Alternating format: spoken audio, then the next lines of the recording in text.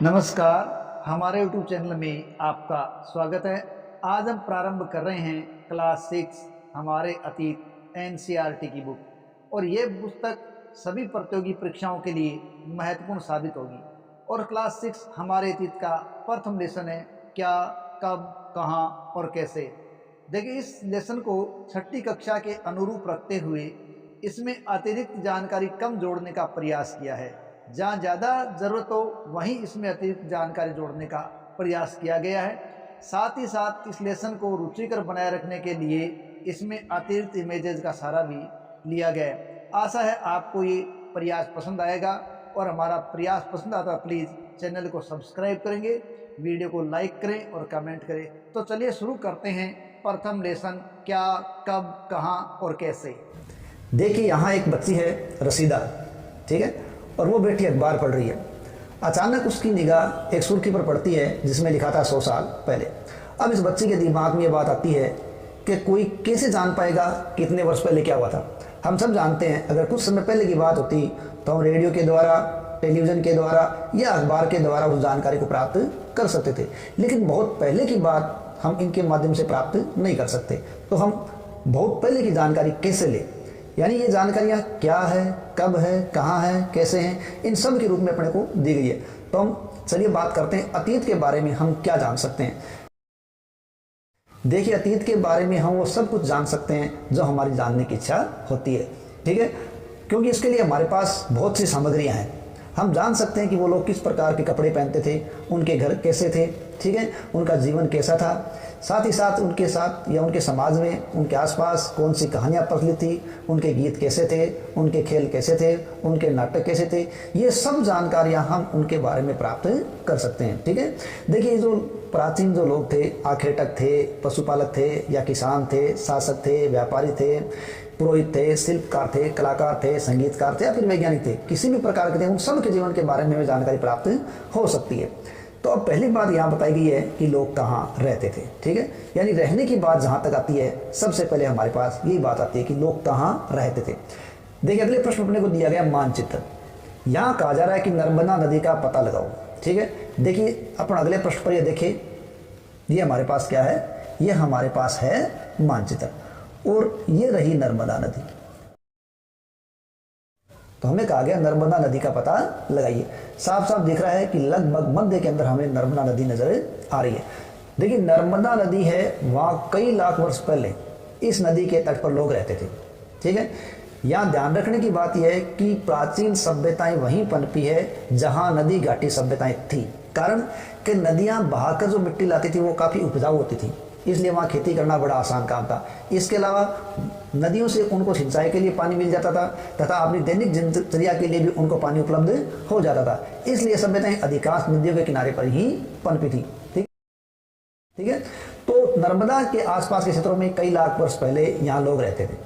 यहाँ रहने वाले आरंभिक लोगों में से जो अधिकांश लोग थे वो क्या थे, संग्राहक थे, यानी भोजन का संग्रह करके रखना उनका मुख्य काम था, क्योंकि वो आसपास के जो जंगल थे उनकी विशाल संपदा थी, उन संपदा से वो परिचित थे। अपने लिए भोजन के लिए वो जड़ों, फलों, फूलों, जंगलों आदि के उत्पाद को संग्रह कर लिया करते थे और साथ ही साथ वो संग्रह करने के अलावा वो शिकार के द्वारा भी अपना काम चलाया करते थे। तो यहाँ एक थोड़ी सी बात और जाननी जरूरी है कि नर्मदा के बारे में। देखिए, 1982 की बात है। 1982 के अंदर पुरातत्वविद हुए हैं अरुण सोनकिया।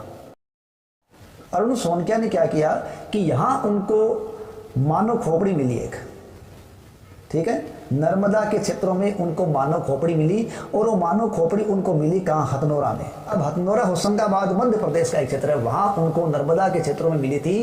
तो उस खोपड़ी को उन्होंने नर्मदा मानव का नाम दिया। क्या नाम दिया, नर्मदा मानव। और ये जो नर्मदा मानव था वो होमो इरेक्टस प्रजाति का था, मानव था।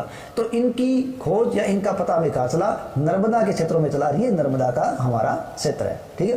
तो हमें यहाँ कहा गया कि नर्मदा का पता लगाओ। तो यहाँ के लोग क्या थे, आखेटक और संग्राहक थे, ठीक है। अब आगे बढ़ के हमें कहा जा रहा है कि आप उत्तर पश्चिम सीमा की तरफ सुलेमान और किर्थ पहाड़ियों की ओर जाने की बात कही जा रही है, ठीक है। कहाँ कहाँ, ये देखिए सुलेमान पर्वत और किर्थ पहाड़ियाँ दिख रही है, ठीक है। ये सुलेमान पर्वत है, ये किर्थ की पहाड़ियाँ हैं और ये काबुल नदी है, ठीक है। तो यहाँ से भी हमें क्या है, सुलेमान पर्वत, ठीक है। तो इन पर्वतों के पास भी काफ़ी कुछ लोगों का बसाव शुरू हुआ था, ठीक है। इस क्षेत्र में कुछ ऐसे स्थान मिले जहाँ लगभग 8000 वर्ष पूर्व स्त्री पुरुषों ने सबसे पहले गेहूं तथा जौ जैसी फसलों को उपजाना शुरू किया था। इसके अलावा उन्होंने भेड़, बकरी, गाय, बैल जैसे पशुओं को पालना भी शुरू किया था।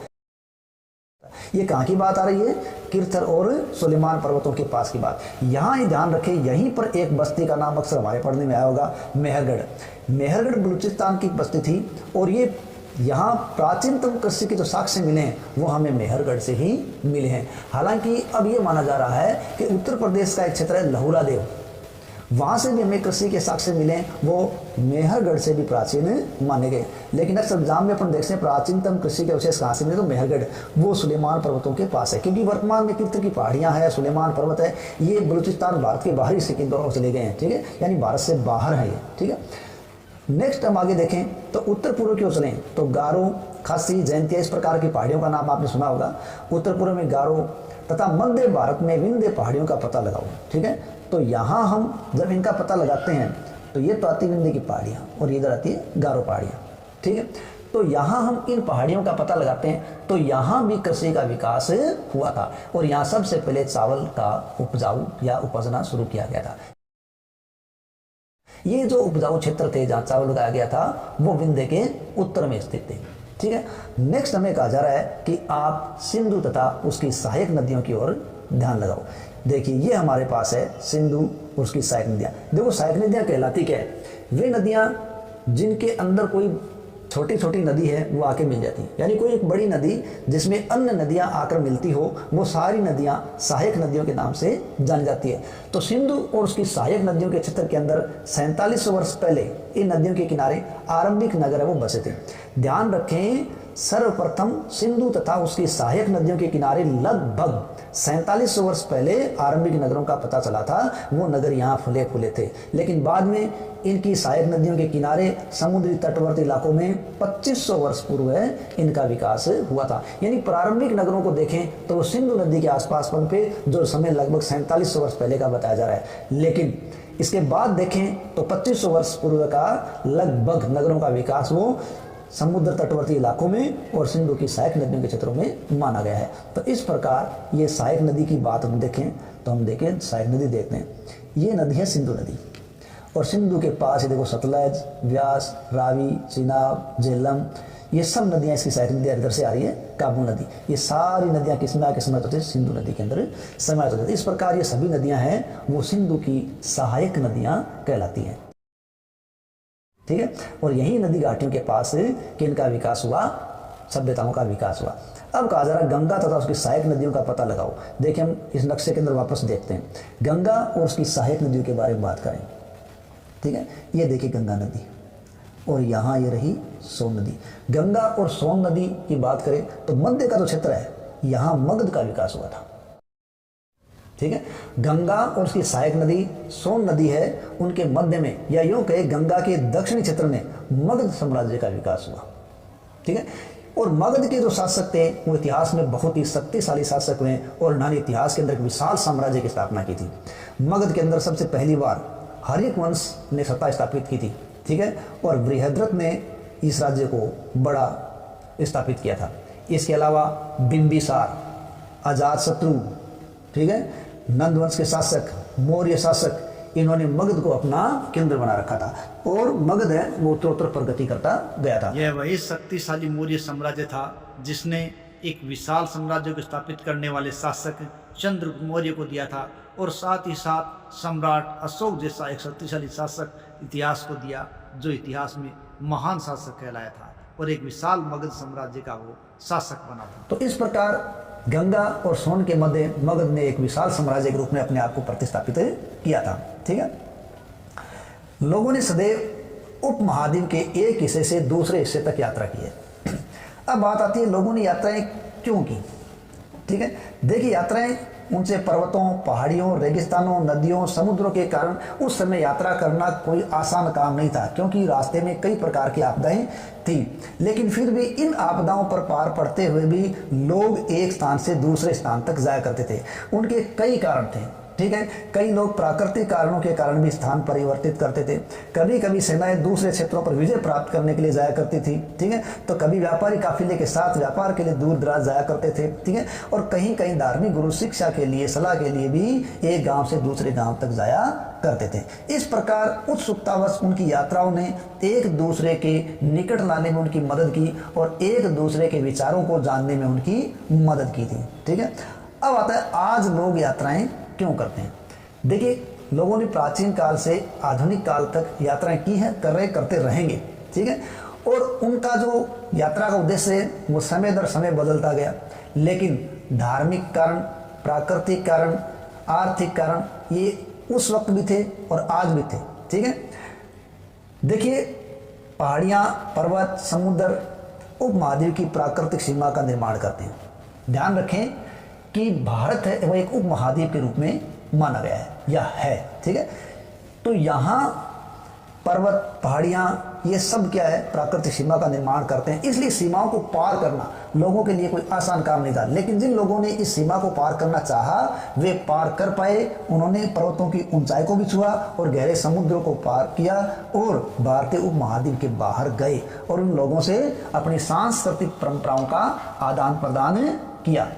और यहाँ से लोगों ने कई सौ वर्षों से लोग पत्थर को तराशते, संगीत रचते, यहाँ तक कि भोजन बनाने के नए नए तरीकों के बारे में एक दूसरे से जाना और अपने इन विचारों का आदान प्रदान किया, जो आज भी चल रहा है।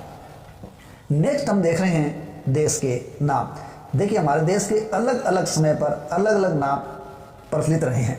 जैसे हम प्रारंभिक बात करें तो हमारे देश के एक हिस्से के लिए सप्तसेंधो प्रदेश, ब्रह्मर्षि देश, इसके अलावा प्राचीन काल के अंदर समस्त उत्तरी भारत के लिए आर्यावर्त आदि शब्दों का इस्तेमाल भी किया गया था। लेकिन मौर्य काल के अंदर जम्बू वृक्ष की प्रधानता के कारण कहते हैं इसका नाम जम्बू द्वीप था, जो मौर्य अभिलेखों के अंदर आता है। लेकिन आज प्राय हम भारत के लिए जिन नामों का इस्तेमाल करते हैं उन नामों के अंदर इंडिया, भारत जैसे नामों का इस्तेमाल किया जाता है।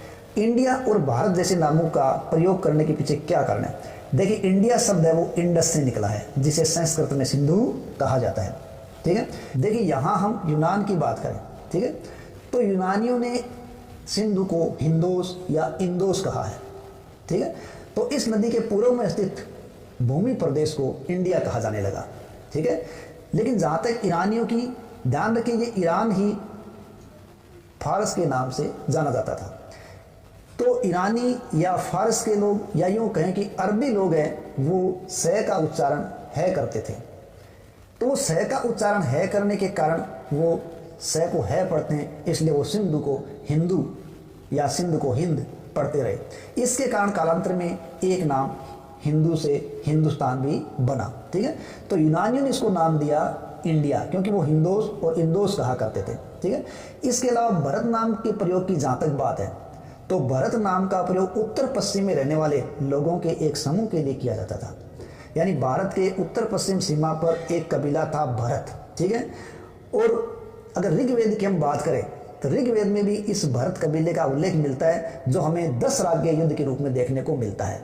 पुरुषणी या रावी नदी के तट पर एक युद्ध का जिक्र होता है जो 10 राज्य युद्ध कहलाता है, जिसमें भरत कबीले या भरतजन के राजा सुदास के द्वारा 10 राजाओं के एक दल को हराया गया था, ठीक है। तो संस्कृत की आरंभिक कृति ऋग्वेद, जो लगभग आज से 3500 वर्ष पुरानी है, उसमें भी भरत शब्द था। उस जन के कारण भारत नाम रखा गया, यानी भरत कबीले के नाम पर भारत नाम है। इसी प्रकार यूनानियों के कारण इंडिया नाम है और अरबों के कारण हिंदुस्तान नाम भी इसके लिए प्रचलित या प्रचलित हुआ है। नेक्स्ट बात आती है कि अतीत के बारे में कैसे जानें। देखिए, अतीत के बारे में जानने के लिए हमारे पास जो सामग्री है उस सामग्री को हम स्रोत कहते हैं, और वो सामग्री अभिलेखों के रूप में, ठीक है, हमारे सामने या पुरातात्विक सामग्री के रूप में हमारे सामने आती है, ठीक है। तो यहाँ अतीत के बारे में कैसे जानें, ठीक है। देखिए, सबसे पहले कहा गया है अतीत के बारे में जानने का एक तरीका है उस वक्त लिखी गई पुस्तकें, ठीक है। तो उस वक्त जो पुस्तकें लिखी गई थी वो हाथ से लिखी गई थी, इसलिए उनको पांडुलिपि कहा गया। ध्यान रखें, पांडुलिपि कोई लिपि नहीं है, ठीक है, बल्कि हाथ से लिखी गई सामग्री ही पांडुलिपि कहलाती है। क्योंकि पांडुलिपि है वो मैन्युस्क्रिप्ट शब्द से बना है और मैन्यूस्क्रिप्ट शब्द है वो लैटिन भाषा के मेन्यू से निकला है और मेन्यू का मतलब होता है हाथ। इस प्रकार हाथ से जो स्क्रिप्ट लिखी गई वो मैन्यूस्क्रिप्ट या पांडुलिपि कहलाई। अब ये जो पांडुलिपि लिखी जाती थी वो उस वक्त ताड़पत्रों पर लिखी जाती थी या फिर हिमालय के क्षेत्रों में जो भुज नामक पेड़ लगता था उस पेड़ की छाल पर भोजपत्र तैयार किया जाता था, उस पर लिखी जाती थी। यानी या तो ताड़पत्रों पर लिखा जाता था या हिमालय क्षेत्रों में उगने वाला जो भुज नामक पेड़ है उसकी छाल से विशेष तरीके से एक पत्र तैयार करते थे जो भोजपत्र होता था, उस पर लिखा जाता था। ठीक है, तो ये लिखित हाथ से सामग्री हुआ करती थी, इसलिए इनको पांडुलिपि कहा जाता है। तो पांडुलिपि मैन्यूस्क्रिप्ट लैटिन भाषा का मेन्यू शब्द जिसका मतलब होता है हाथ, तो हाथ से लिखित सामग्री। ये आपको एक चित्र भोजपत्र के रूप में, ताड़पत्र के रूप में दिखाया गया है। देखिए जो भोजपत्र या ताड़पत्र पर जो पांडुलिपि लिखी जाती थी इनको लिखकर बाद में मंदिरों या विहारों में रख दिया जाता था, लेकिन धीरे धीरे ये पड़ी पड़ी वहाँ कीड़ों के द्वारा नष्ट हो जाती थी या फिर वहाँ प्राकृतिक कारणों से वो नष्ट हो जाती थी। लेकिन कुछ जो बची रह गई, उन्हीं बची रह गई पुस्तकों को बाद में जब लिपि का विकास हुआ तो लिपिबद्ध कर दिया गया या यूं कहें कागज पर उनको लिख दिया गया, तब से वो आज तक हमारे पास उपलब्ध है। अगर हम ऋग्वेद की अर्थशास्त्र की बात करें तो ऋग्वेद है, अर्थशास्त्र है, ये ऐसी सामग्रियां हैं जो हमें पांडुलिपियों के रूप में भी उपलब्ध हुई थी, लेकिन कालांतर में फिर इनको लिख के किताबों का रूप दिया गया या कागज पर इनको लिखा गया। ठीक है, तो इन पुस्तकों से हमें धार्मिक मान्यता, व्यवहार, राजा के जीवन, औषधियों, विज्ञान आदि के बारे में बहुत सी जानकारी मिलती है। ठीक है, तो यहाँ किताबों के अलावा महाकाव्य, कविताएं, नाटक आदि भी लिखे गए थे और ये जो लिखे गए थे उसके लिए संस्कृत, ठीक है, तमिल और प्राकृत ये भाषाएं हैं आम लोग इस्तेमाल किया करते थे। लेकिन जो संस्कृत भाषा थी वो संभ्रांत लोगों की भाषा थी और सामान्य लोगों की भाषा उस वक्त प्राकृत भाषा थी। इस प्रकार पांडुलिपि द्वारा हम प्राचीन जानकारी प्राप्त कर सकते हैं या अतीत की जानकारी प्राप्त कर सकते हैं। नेक्स्ट हमें दिया गया अभिलेख। ठीक है, देखिए उस वक्त अभिलेख है वो लिखा जाता था तो वो कठोर सतह पे लिखा जाता था। अब वो कोई कठोर पत्थर भी हो सकता था, कोई शिला भी हो सकती थी, कोई धातु भी हो सकता था, उस पर वो उकेर दिया जाता था। ध्यान रखें, यहाँ हम बात करेंगे ईरान की। देखो ईरान में एक वंश हुआ है हकमनी। तो ईरान में हकमनी वंश के शासकों ने इतिहास में सबसे पहले अभिलेख लिखने की शुरुआत की थी। ईरान के हकमनी वंश के शासकों ने सबसे पहले अभिलेख लिखने की शुरुआत की थी, लेकिन उनके अभिलेख लिखने का उद्देश्य अपनी विजय पताका को दुनिया के सामने रखना होता था। और उन्हीं में एक अभिलेख है नक्शे रुस्तम, ठीक है, जो हकमनी वंश के शासकों का है। उसी से सम्राट अशोक को प्रेरणा मिली थी और उन्होंने भी अभिलेख अंकित करवाए। लेकिन अशोक के अभिलेखों का जो विषय था वो धार्मिक था या प्रजा के कल्याण से संबंधित था, न कि अपने विजय गाथाओं को बताना। अब ये जो अभिलेख लिखे गए उनकी सबसे बड़ी बात ये थी कि ये अभिलेख समय के साथ परिवर्तित नहीं किए जा सकते थे या यूँ कहीं इन पर परिवर्तन नहीं हो सके थे। और कठोर सतहों पर लिखे जाने के कारण ये लंबे समय तक रखे जा सकते थे या पड़े रह सकते थे, यूँ कहीं सुरक्षित रह सकते थे। तो ऐसा ही अभिलेख देखिए हमारे सामने दिया गया। ठीक है, ये जो एक चिकना सा अपने को चमकीला सा सतह दिखाया जा रहा है वो एक अभिलेख है। अशोक का यह अभिलेख है वो वर्तमान अफगानिस्तान के कंधार से मिला है और कंधार से जो अभिलेख मिला है वो अभिलेख सार-ए-कुना, ठीक है, इसका नाम है सार-ए-कुना, कंधार से प्राप्त अभिलेख है। इस अभिलेख को अशोक का अभिलेख माना गया है और अशोक के आदेश पे इसे लिखा गया है और इस पर जो अक्षर या लिपि है उनसे पता चलता है कि ये यूनानी और अरेमाइक दो लिपियों या भाषाओं में लिखा गया है। ये इतिहास का एक बहुत बड़ा प्रश्न है, अशोक का ऐसा कौन सा अभिलेख है जो दो लिपियों या भाषाओं में लिखा गया है, तो वो है सार-ए-कुना, कंधार अफगानिस्तान से प्राप्त एक अभिलेख। अब ये अभिलेख है वो यूनानी और अरेमाइक दो भिन्न लिपियों और भाषाओं में अंकित करवाया गया। ठीक है, इसके अलावा बहुत सी ऐसी वस्तुएं हैं जो अतीत में बनी थी, प्रयोग में लाई गई थी। तो ऐसी वस्तुओं का जो लोग अध्ययन करते हैं वो पुरातत्व विद्या कहलाते हैं, आर्कियोलॉजिस्ट कहलाते हैं। यानी प्राचीन वस्तुओं का अध्ययन करने वाले पुरातत्वविद्या या आर्कियोलॉजिस्ट कहलाए। जो पुरातत्व विज्ञ हैं वो पत्थर और ईंट से बनी इमारतों, उनके अवशेषों, चित्रों, मूर्तियों आदि का अध्ययन करते हैं। इसके अलावा औजार, हथियार, बर्तन, आभूषण, सिक्के आदि को प्राप्त करने के लिए जगह जगह खुदाई भी करते हैं। यहाँ यह विशेष बात याद रखें कि पुरातत्ववेत्ता जिस जगह की खुदाई करते हैं वहाँ पहले नदी घाटी रही हो, साथ ही साथ वहाँ 5 से 10 मीटर ऊंचा टीला हो जिसकी लंबाई भी आधे से लगभग 1 किलोमीटर तक फैली हुई हो, ऐसी जगह का चयन करके वो खुदाई करते हैं। छोटे छोटे क्षेत्र बनाकर वो खुदाई करते हैं और ये छोटे छोटे क्षेत्र है वो मगरी कहलाते हैं। इस प्रकार बनाकर खुदाई करने से किसी भी प्रकार की क्षति होने की संभावना नहीं होती है। और उनसे जो वस्तुएं प्राप्त होती हैं, ठीक है, वो कठोर भी हो सकती है, मृदु भी हो सकती है। कठोर जो थी वो जल्दी नष्ट नहीं होती थी, धातु की बनी होती थी, वो लंबे समय तक पड़ी रहती थी। अब जो पुरातत्वविद होते हैं वो क्या करते हैं, वो जानवरों, चिड़िया, मछलियों आदि की हड्डियां भी ढूंढते हैं। इन हड्डियों को ढूंढने का कारण क्या है, उनको पता चल जाता है या ये जानने में मदद मिलती है कि लोग उस वक्त क्या खाते थे, क्योंकि वनस्पति के अवशेषों को ढूंढना आसान काम नहीं है कि वो समय के साथ वो नष्ट हो जाते हैं। दाने हों या लकड़ी के टुकड़े वो जल जाते हैं या वो नष्ट हो जाते हैं। हो सकता है कहीं कहीं कपड़े का टुकड़ा उनको मिल जाए। इस प्रकार वो पुरातात्विक सामग्री से जानकारी प्राप्त करते हैं। यहाँ देखिए, हमें एक मृद भांड दिया गया है। ये मृद भांड 4700 साल पुराना है। इसी प्रकार दूसरी तरफ हमें चांदी के सिक्के दिए गए हैं जो 2500 साल पुराने। हालांकि ये आज प्रयोग आने वाले सिक्कों से अलग है, क्योंकि इनकी आकृति अपने को सही नजर नहीं आ रही। आज अलग अलग प्रकार के, अलग अलग धातु के, अलग अलग डिजाइनों के सिक्के आज वर्तमान में चल रहे हैं। ठीक है, तो पुरातत्व विज्ञ क्या करते हैं, इन सब सामग्रियों को इतिहास निर्माण में काम लेते हैं। पांडुलिपियों, अभिलेखों तथा पुरातत्व से ज्ञात जानकारियों के लिए इतिहासकार स्रोत शब्द का इस्तेमाल करते हैं। यानी पांडुलिपि, अभिलेख और पुरातत्व से प्राप्त सभी सामग्रियां क्या है, इतिहास निर्माण का स्रोत है।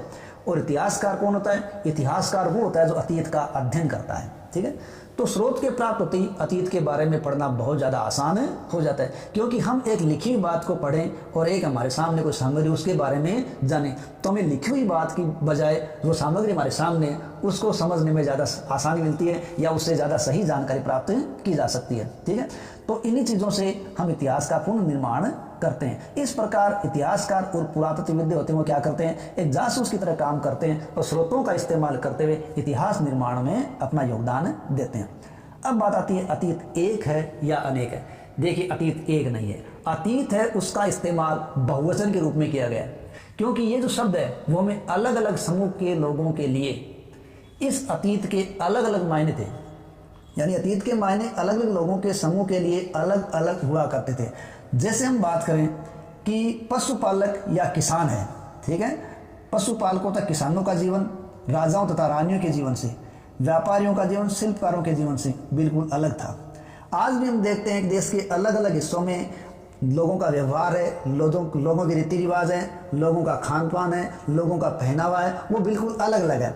आज के रूप में अगर उदाहरण लें तो देखिए, अंडमान द्वीप के अधिकांश लोग, आज भी अंडमान द्वीप के अधिकांश लोग अपना भोजन मछलियां पकड़कर, शिकार करके, फल फूल का संग्रह करके प्राप्त करते हैं, क्योंकि उनके पास यही परिस्थितियां वहाँ उपलब्ध है।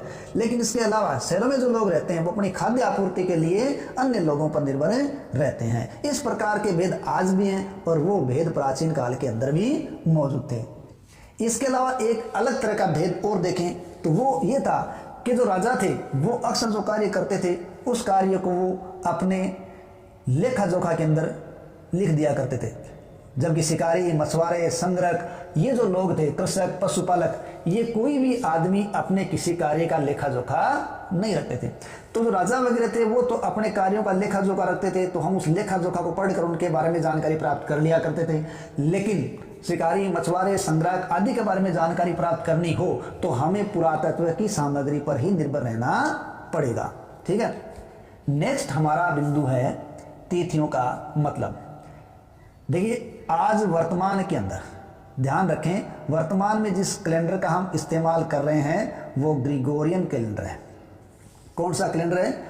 ग्रिगोरियन कैलेंडर है, जिसे पोप ग्रिगोरी 13वें के द्वारा प्रचलित किया गया था या लागू किया गया था। ठीक है, और ये ग्रिगोरियन कैलेंडर जनवरी से शुरू होता है और पूरे देश में या पूरी दुनिया में लगभग ये माना जा रहा है। इस सन को एक टारगेट बनाया गया है ईसा मसीह, उसके आगे और उसके पीछे इसके संकेत लगाया जाता है।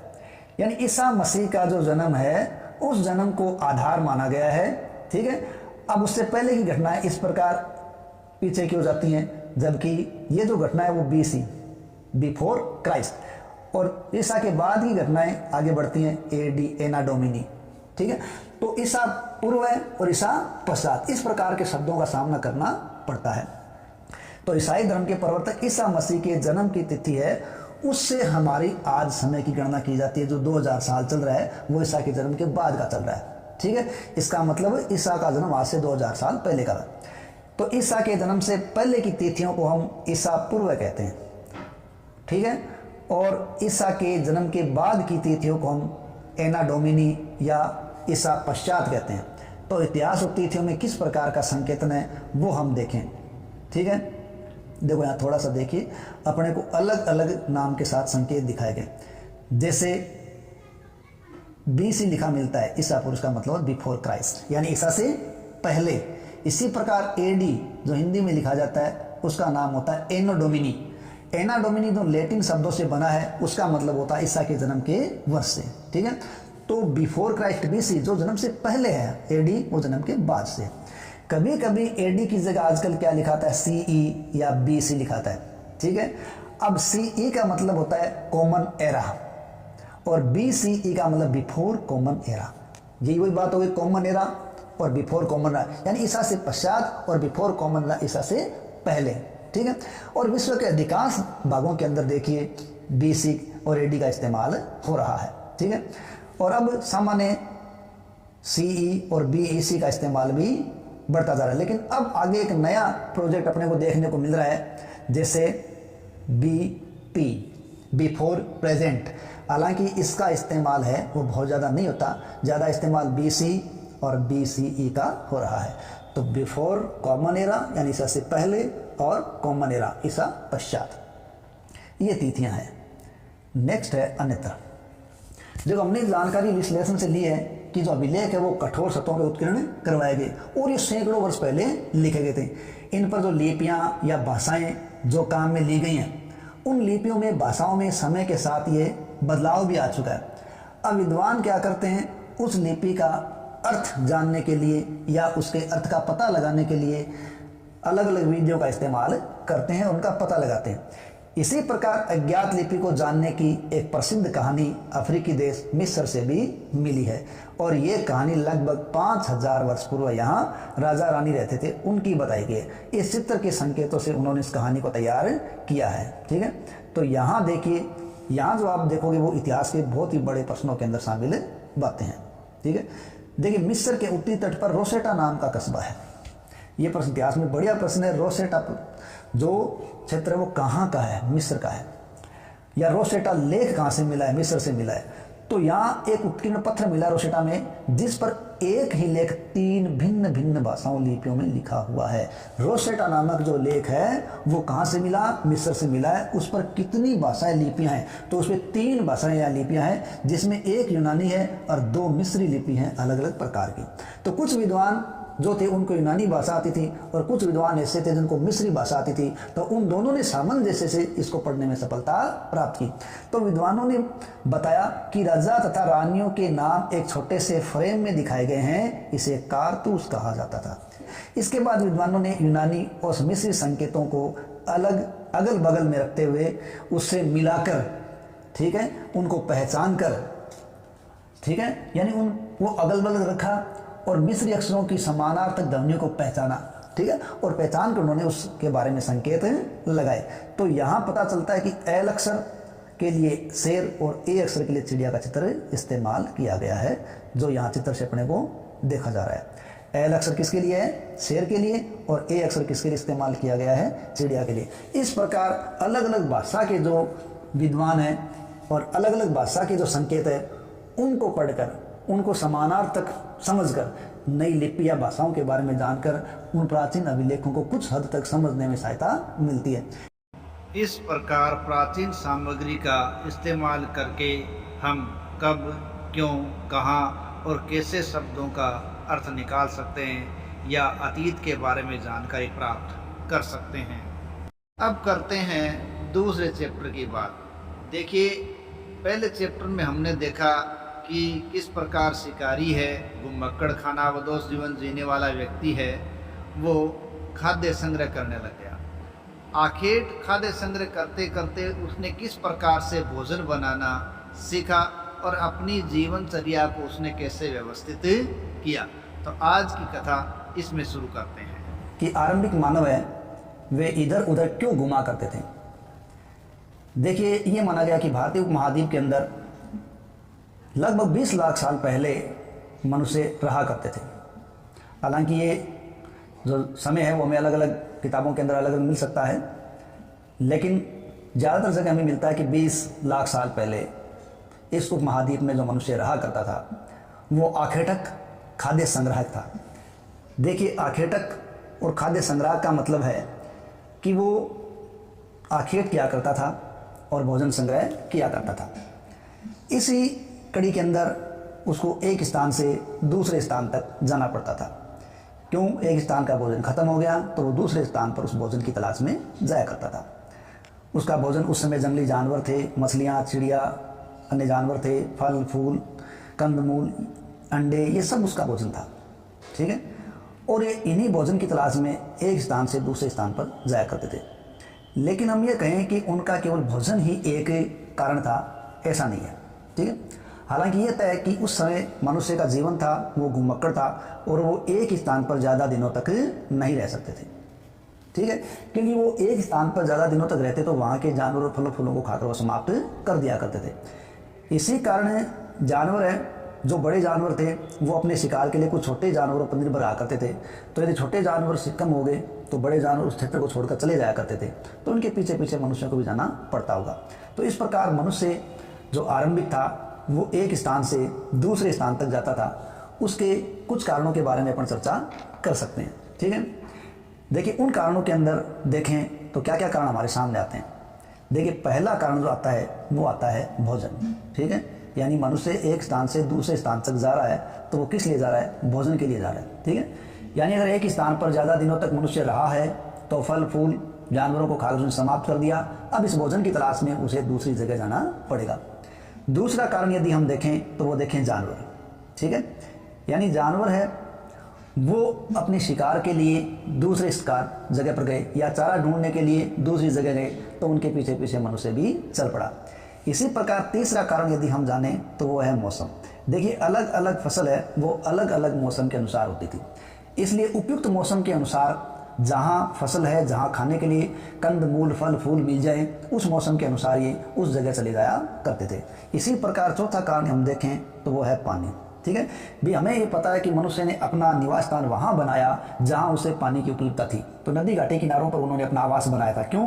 कि नदियों के द्वारा लाई गई जो मिट्टी थी वो उपजाऊ थी तो वो खेती आसानी से कर लिया करते थे और सिंचाई के लिए नित्य क्रम के लिए उनको पानी आसानी से मिल जाया करता था। लेकिन अनेक स्थान ऐसे थे या अनेक नदियाँ झीलें ऐसी थी जहाँ का पानी है वो केवल बरसात के समय ही काम आता था। बरसात के मौसम के पश्चात ये पानी सूख जाया करता था। तो ऐसी नदी और झीलें जब सूख जाया करती थी तो वो ऐसे स्थान पर लोग चले जाया करते थे जहाँ उनको पानी उपलब्ध हो सकता था। तो इस प्रकार उनको पानी के कारण भी जाना पड़ता था। कई बार ऐसा होता है कि वो अपने रिश्तेदारों या मित्रों के साथ मिलना चाहते थे और उस मिलने के कारण भी वो एक स्थान से दूसरे स्थान तक जाया करते थे। इन सब में बड़ी बात यह है कि उनका ये जाना हमेशा पैदल हुआ करता था, क्योंकि उस समय कोई साधन आवागमन का नहीं था। तो इस प्रकार ये भोजन, जानवर, मौसम, पानी मिलने आदि कारणों से एक स्थान से दूसरे स्थान पर यात्राएं किया करते थे। ठीक है, इस प्रकार प्राचीन लोग हैं वो भोजन की तलाश में तथा शिकार के पीछे पीछे और मौसम के अनुसार अपनी जगह बदलते थे। इसके अलावा वो पानी के लिए भी एक स्थान से दूसरे स्थान तक जाया करते थे ताकि उन्हें पानी मिल सके। कुछ कई बार ऐसा होता था कि वो रिश्तेदारों से मिलने के लिए जाया करते थे, लेकिन हमेशा इनका चलना पैदल ही हुआ करता था। अब बात आती है कि आरंभिक मानव के बारे में जानकारी कैसे मिलती है।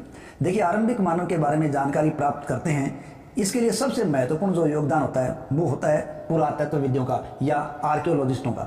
तो पुरातत्वविद या आर्कियोलॉजिस्ट ऐसी सामग्री ढूंढते रहते हैं और ऐसे स्थान ढूंढते रहते हैं जहां प्रारंभिक मानव के बारे में जानकारी मिल सके। ठीक है, क्योंकि इसके लिए उनके द्वारा काम में ली जाने वाली जो चीज़ें हैं, औजार हैं या अन्य लकड़ियाँ, हथियार, उनके द्वारा काम में ली गई अन्य सामग्रियाँ जो उनको मिलती है, उस आधार पर वो उनके बारे में जानकारी निकालते हैं। ठीक है, तो पुरातत्वविदों ने यह पता लगाया है कि प्रारंभिक मानव है वो आखेटक और खाद्य संग्राहक होता था और उसकी शुरुआत के जो औजार थे वो पत्थरों के औजार थे।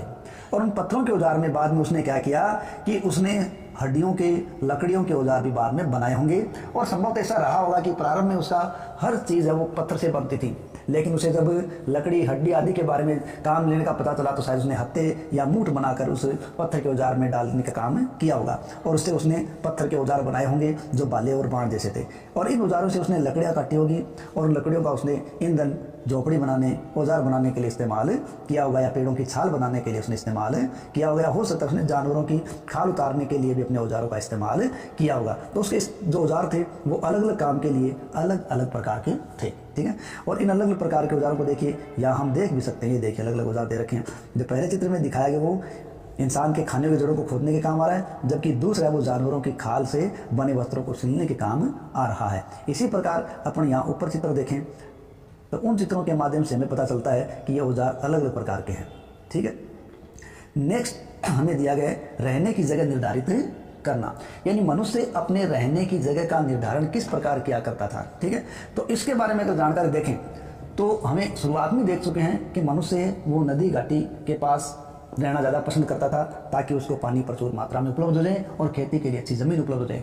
लेकिन जब मनुष्य को पाषाण के बारे में जानकारी हो गई, कि पाषाण से उपकरण बनाने की जानकारी हो गई, तब उसने ऐसे स्थान के बारे में जान दिया कि जहाँ पानी के साथ साथ पत्थर भी उसे प्रचुर मात्रा में उपलब्ध हो जाएं, ताकि वो उन पत्थरों से अपने काम आने लायक औजार बना सके। इसीलिए बहुत से पूरा स्थलों से बड़े बड़े पत्थर या छोटे छोटे पत्थर प्राप्त हुए हैं। पूरा स्थल ऐसा स्थान होता है जिस स्थान को मनुष्य ने आरंभ में रहने के लिए काम लिया था। तो ये पूरा स्थल है वो नदी झीलों के किनारे पाए गए और वहाँ में पत्थरों की सामग्री भी मिली है।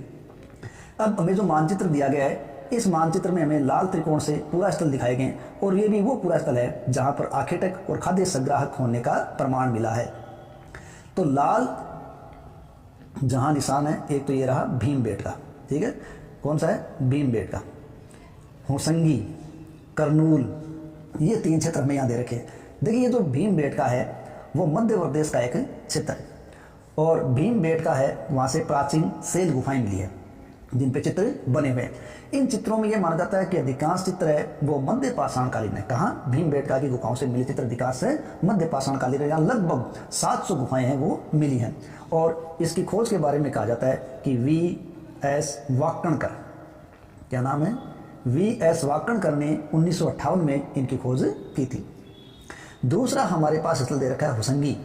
होसंगी जो क्षेत्र है वो कृष्णा नदी के पास, देखिए यहाँ नदी दे रखी है कृष्णा नदी, तो कृष्णा नदी के क्षेत्र में स्थित होसंगी क्षेत्र था, और ये कर्नाटक का क्षेत्र है।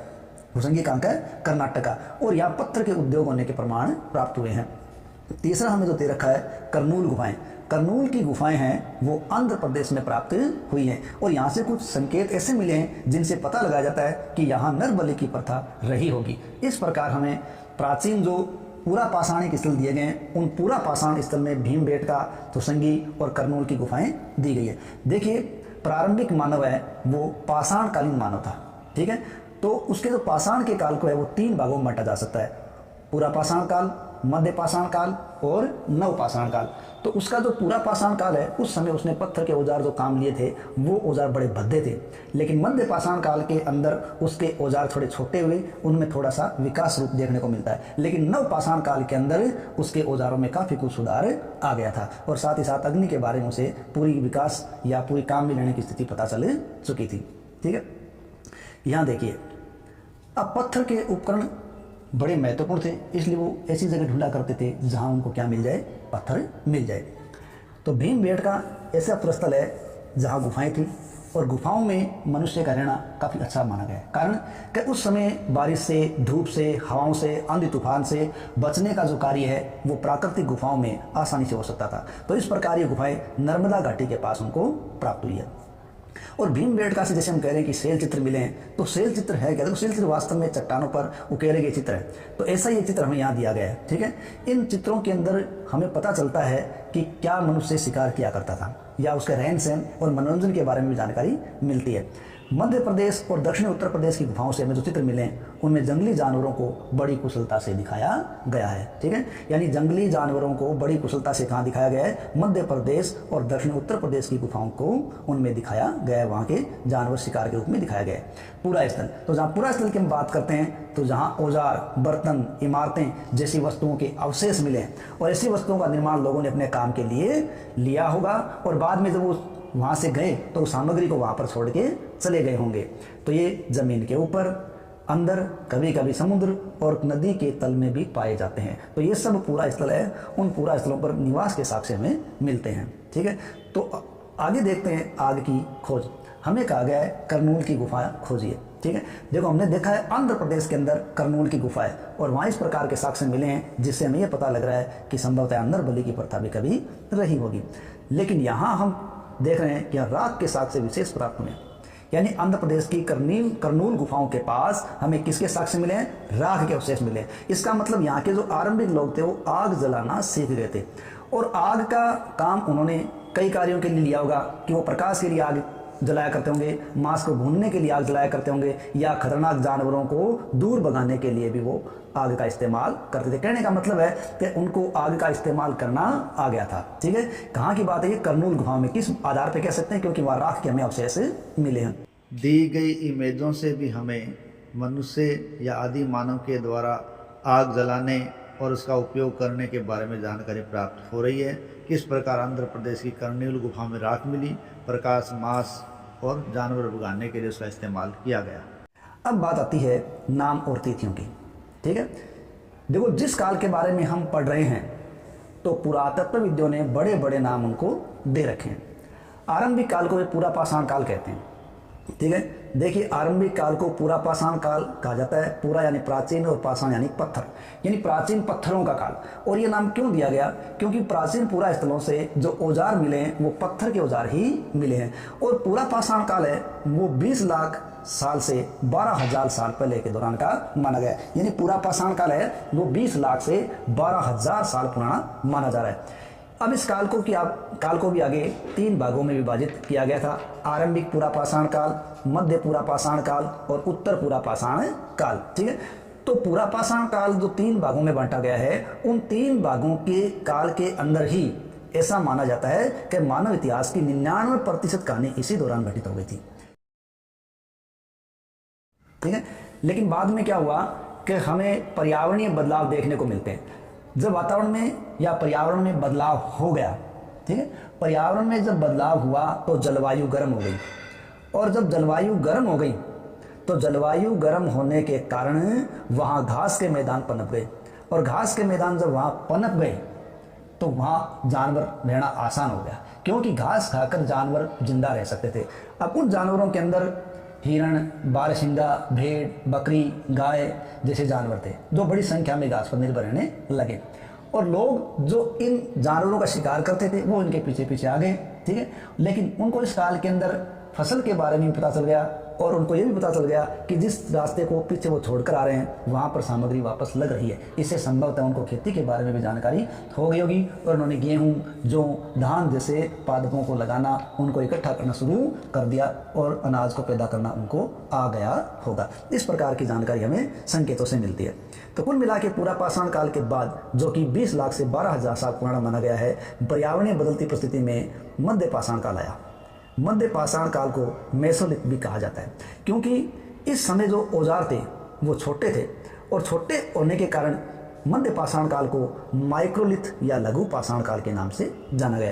यानी मध्य पाषाण काल को लघु पाषाण या माइक्रोलिथ क्यों कहा गया? क्योंकि यहाँ के औजार आमतौर से छोटे थे और यह काल 12,000 साल से लेकर 10,000 साल पहले तक का काल माना गया है। अब इन औजारों के अंदर हड्डियों या लकड़ियों के मुट्ठे लगा लिए गए थे।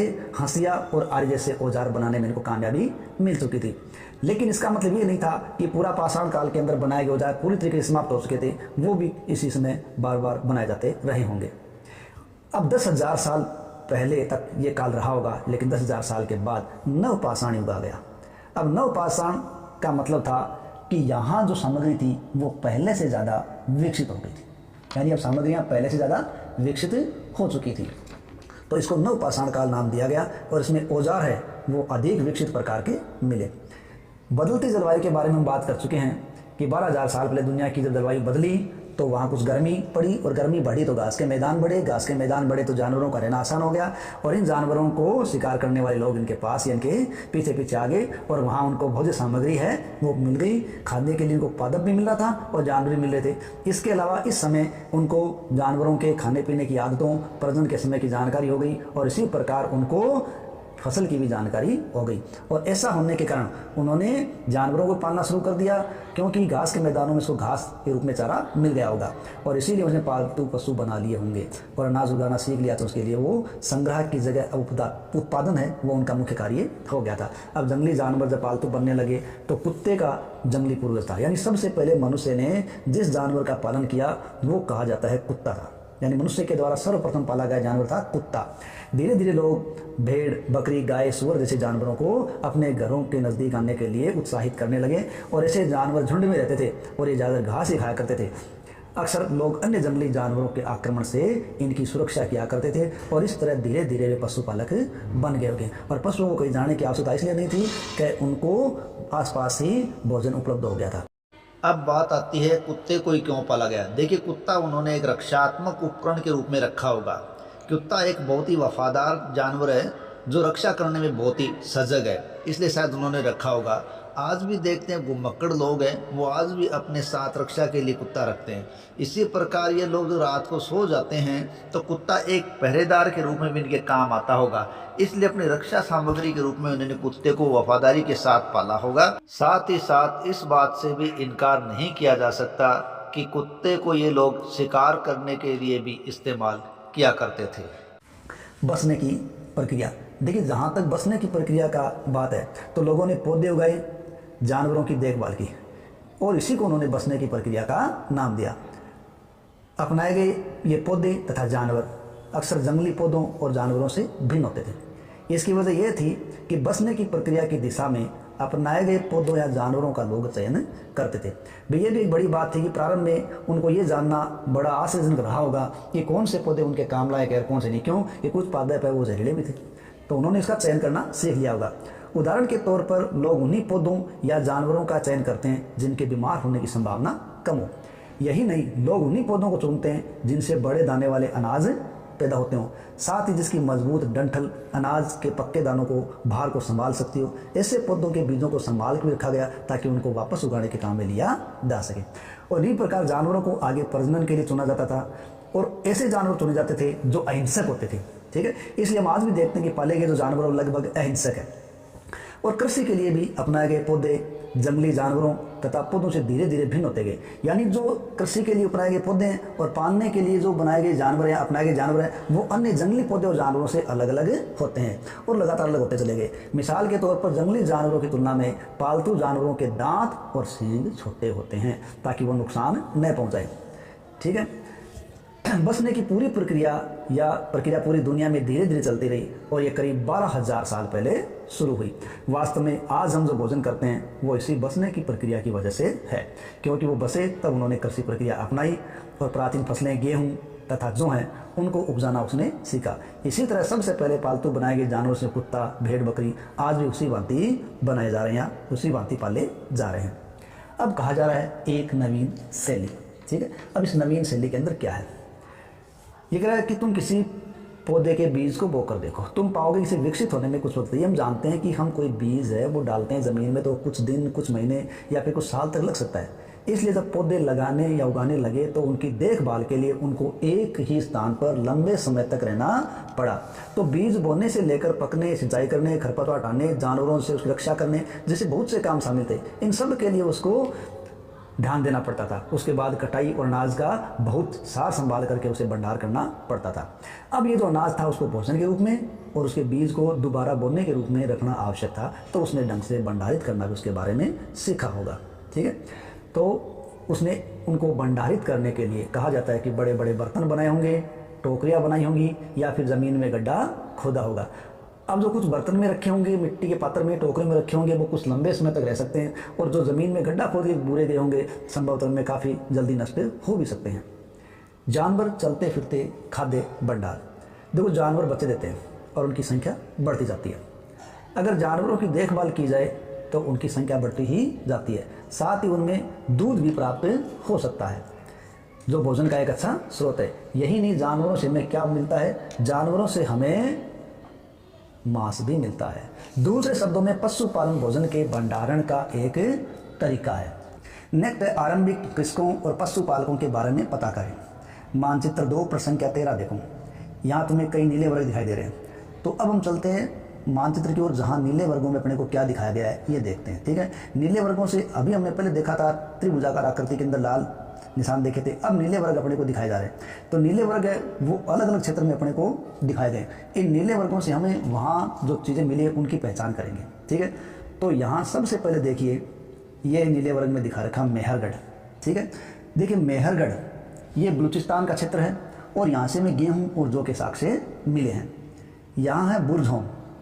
बुर्जहोम ये जम्मू कश्मीर का एक क्षेत्र है और कहते हैं कि बुर्ज पौधे के कारण इसका नाम बुर्जहोम है। और यहाँ से गर्तावास के साक्ष्य मिले हैं और मालिक के साथ कुत्ते को दफनाने के साक्ष्य यहाँ से प्राप्त हुए हैं।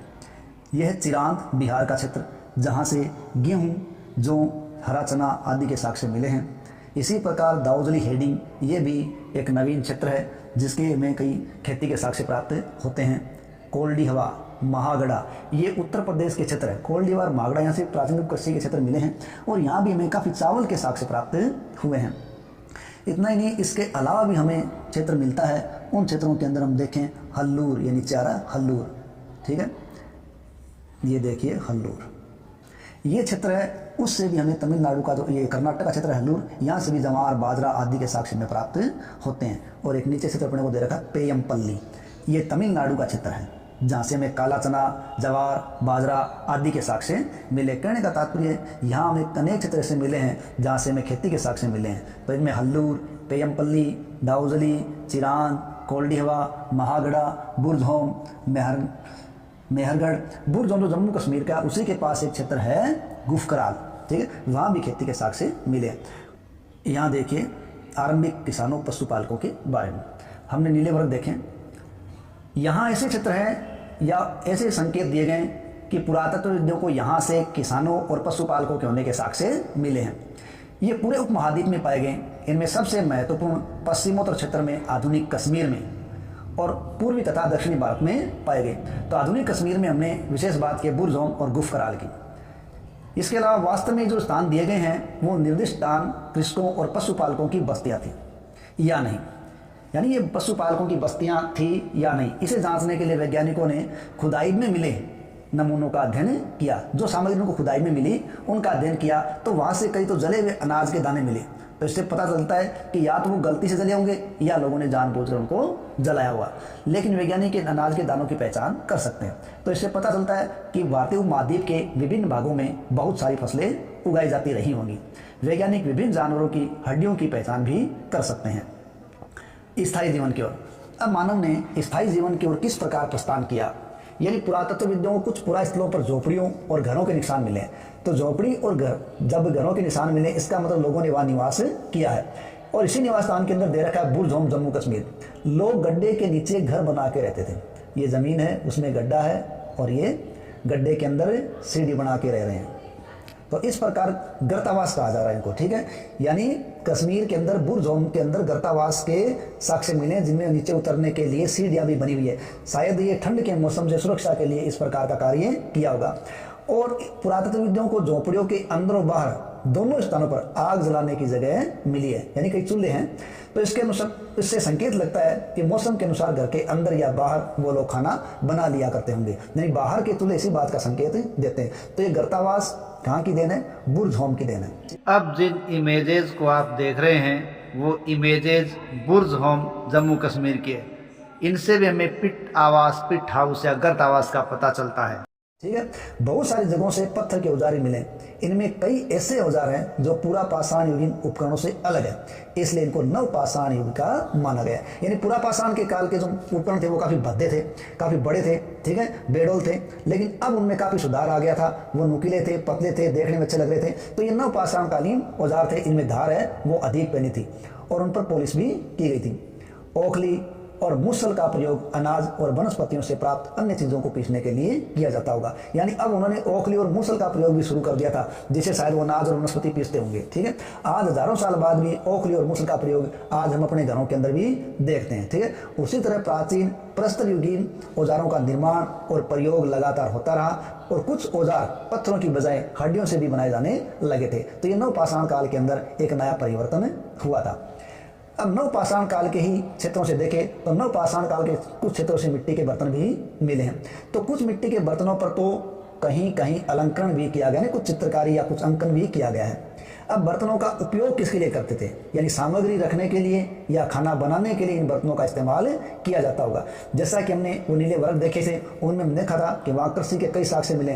तो उन कृषिगत फसलों के अंदर गेहूँ, चावल, दलहन जैसे अनाज है वो शायद ज़्यादा उगाए जाते होंगे और उन्हीं आहार को यहाँ रखा होगा या इनको बनाने का पात्र इन्होंने बना लिया होगा। इसके साथ साथ अब लोग कपड़े भी बुनने लगे थे और कपड़े बुनने के लिए कपास जैसे पौधे हैं वो उगाने लग गए थे। अब बात आती है कि जो परिवर्तन हो रहे हैं, क्या ये परिवर्तन सभी जगह एक साथ आ गए? देखो, ऐसा संभव नहीं है। ठीक है, और ये ऐसा आज भी नहीं है। हम सभी जगह के लोग एक से परिवर्तन के साथ नहीं जी रहे हैं। यहाँ भी ये देखने को मिला है कि कहीं कहीं लोग हैं वो स्त्री पुरुष वो शिकार और भोजन संग्रह में लगे हुए हैं, तो कई लोग ऐसे हैं जिन्होंने खेती और पशुपालन करना सीख लिया और अपनी आजीविका चलाने का काम कर रहे हैं। ठीक है, अब सूक्ष्म निरीक्षण दिया गया मेहरगढ़ के बारे में। अभी हमने बुरजोम के बारे में पढ़ा, ठीक है, गर्तावास के बारे में देखा।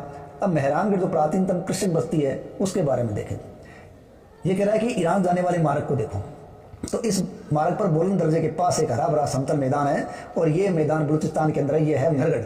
तो मेहरगढ़ वहाँ का इलाका है, वो इलाका है जहाँ से कृषि के प्राचीनतम साक्ष्य मिले हैं। ध्यान रखें, मेहरगढ़ जो प्राचीन बस्ती है वो आधुनिक बलूचिस्तान के अंदर है। वही बलूचिस्तान जो आजकल वर्तमान काफ़ी चर्चा में है, और वो भी इसलिए कि वो अपने आप को पाकिस्तान से आज़ाद घोषित कर रहा है, इसलिए।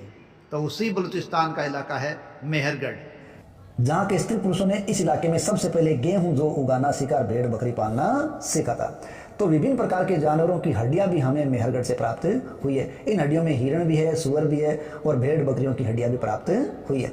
इसके अलावा मेहरगढ़ के जो चौकोर आयताकार घर है उनके अवशेष भी मिले। अब घरों में माना गया 4 या उससे ज़्यादा कमरे थे, जो हो सकता है उसमें कुछ कमरे भंडारण के काम आते होंगे। और मृत्यु के पश्चात सामान्यतः मृतक के सगे संबंध वो मृत व्यक्ति के साथ उसके काम में ले जाने वाली चीज़ें हैं वो रख दिया करते थे। इसीलिए उनकी कब्रों के अंदर सामग्री भी साथ मिलती है, क्योंकि लोगों की ये मान्यता थी कि मरने के बाद भी जीवन बाकी रहता है, इसलिए उन्होंने मृतक के शवों के साथ सामग्रियाँ रखी है। तो ऐसे सामान है वो मृतकों के साथ कब्रों से मिले हैं। तो इस प्रकार की कब्रें कई मिली हैं। मेहरगढ़ से भी एक कब्र मिली है जिसमें व्यक्ति के साथ बकरी को दफनाया गया।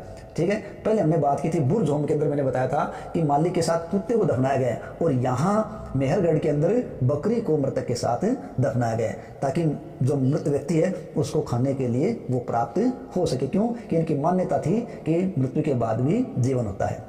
अन्यत्र के अंदर बात दी गई फ्रांस की गुफा की, यानी इसमें कोई खास बात नहीं है, ये गुफा है।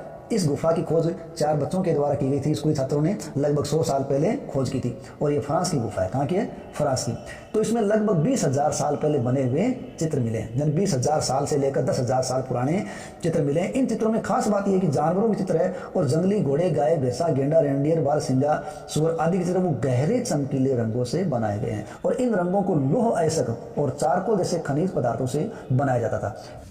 या फिर ये जो चित्र है वो या तो किसी विशेष उत्सव में बनाए गए होंगे, या फिर जब शिकार करने जाते थे तो वो कोई अनुष्ठान करते होंगे, उस अनुष्ठान के समय इन चित्रों का निर्माण किया गया होगा। इस प्रकार का संकेत लगाया जाता है।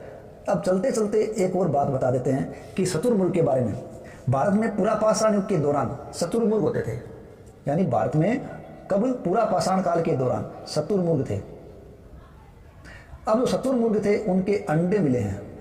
ठीक है, महाराष्ट्र के पटने से, महाराष्ट्र का एक शहर क्षेत्र पटने, उस पटने क्षेत्र से शतुरमुर्ग के अंडों के आवरण मिले हैं। तो शतुरमुर्ग के उन अंडों के छिलकों पर कुछ चित्रांकन किया गया है, और इन अंडों से कहते हैं कि मनके भी बनाए जाते थे। मनके यानी मोती। इस प्रकार शतुरमुर्ग के अंडों के या छिलकों के साक्ष्य हमें पटने महाराष्ट्र से मिले हैं, जो पूरा पाषाणकालीन माने गए हैं। साथ ही साथ शतुरमुर्ग के अंडे के बारे में विशेष बात याद रखें, शतुरमुर्ग का अंडा धरती पर सबसे बड़ी एकल कोशिका का उदाहरण है। साथ ही साथ इस एक अंडे का वजन 1.35 किलोग्राम होता है। एक नवपाषाणकालीन पुरास्थल। अब हमें कार्य दिया गया है कि एक नवपाषाणकालीन स्थल ढूंढिए। तो यहाँ हमें ये कहा जा रहा है कि तुर्की ढूंढा जाए। किस स्थल के बारे में कहा जा रहा है? तुर्की के बारे में। ठीक है। नवपाषाण युग के सबसे प्रसिद्ध पुरास्थलों में एक स्थल है चतालहूक, जो तुर्की में। कौन सा है? चतालहूक, जो तुर्की में। और यहाँ दूर दराज स्थानों से लाई गई चीजें हैं, यानी दूर दराज स्थानों से कई चीजें लाई गई थी और उनका उपयोग यहाँ किया जाता था। जैसे सीरिया से लाया गया चकमक का पत्थर। चकमक का पत्थर, ध्यान रखिए, राजस्थान की सभ्यता है आड़, वहां की दीवारों में चकमक पत्थर का चूना काम में लिया गया, ऐसे वो चमक अलग दिखाई देती है। तो सीरिया से लाया गया चकमक का पत्थर, लाल सागर की कोड़ियां और भूमध्य सागर की सीपियां। ठीक है। ध्यान रहे कि उस समय तक पहिए वाले वाहनों का विकास नहीं हुआ था, तो लोग सामान खुद पैदल चलकर जाते थे, लाते थे, या जानवरों की पीठ पर लाद कर लाते थे। इस प्रकार इनके बारे में हम पहले भी बातें कर चुके हैं। ठीक है। तो ये कुछ सामान थे जो आया करते थे। तो सीरिया से क्या आया गया था? चकमक का पत्थर आता था, और लाल सागर से कोड़ियां आती थी, और भूमध्य सागर से सीपियों के आने के बारे में जानकारी मिली है। इस प्रकार हमने हमारे अतीत के दूसरे लेसन के अंदर ये जाना कि किस प्रकार आरंभिक मानव है वो खोज में आगे बढ़ता रहा और कैसे कैसे स्थलों पर उसका निवास हुआ, किस प्रकार वो आखेटक से संग्राहक और भोज्य उत्पादक बना। अब चलते चलते देख लेते हैं पाठ में आई कुछ महत्वपूर्ण तिथियाँ। देखिए, मध्य पाषाण युग है वो 12,000 साल से 10,000 पहले का समय। बसने की प्रक्रिया है लगभग 12,000 साल पहले आरंभ हुई। नव पाषाण युग है वो लगभग 10,000 साल पहले आरंभ हो गया। मेहरगढ़ बस्ती है उसका आरंभ लगभग 8,000 साल पहले हुआ था। इस प्रकार की महत्वपूर्ण तिथियों का संग्रह इस पाठ के अंदर आया है। आशा है हमारा ये पाठ आपको पसंद आया होगा। यदि पसंद आया तो प्लीज़ चैनल को सब्सक्राइब करें, वीडियो को लाइक करें, कमेंट करें और आगे से आगे शेयर करें। तो मिलते हैं अगले वीडियो में, तब तक के लिए जय हिंद, जय भारत।